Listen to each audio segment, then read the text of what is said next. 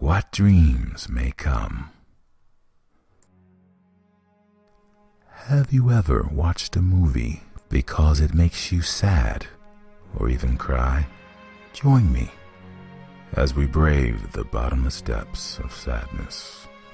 This film dives deep and only allows you to breach the surface in the end.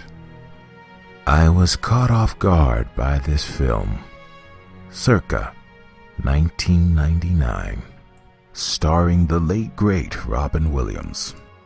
That summer we'd rent movies from Blockbuster Video, and each time we'd bring them back, we'd rent more. I didn't choose this movie, my brother did, so I knew nothing about it going into it, other than the fact that Robin Williams was in it. Looking back, it was somewhat divergent from what I would normally watch in those days. It was around that time that I became immersed with Japanese animation and video game consoles.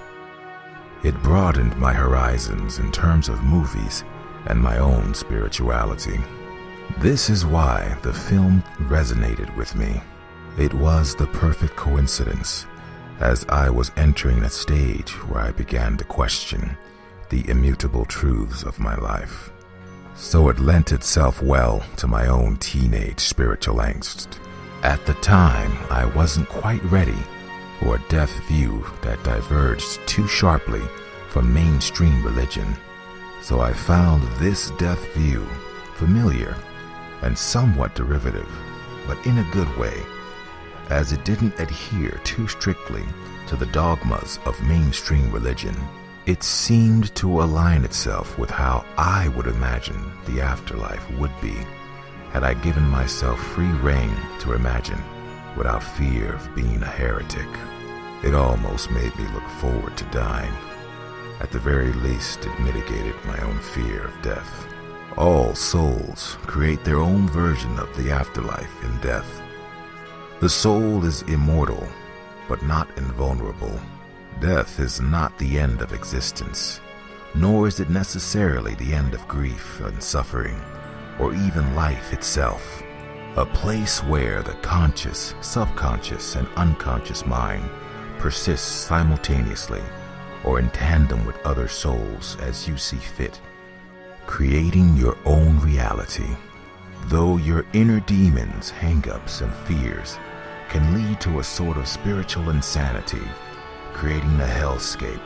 It is this broader understanding of death and the afterlife and its implications that Robin Williams' character is dealing with in this scene. And it makes me ask the questions: what will happen when I die? Will I cease to exist? Is there God? Am I going to hell? Are there dead people watching me right now? What dreams may come?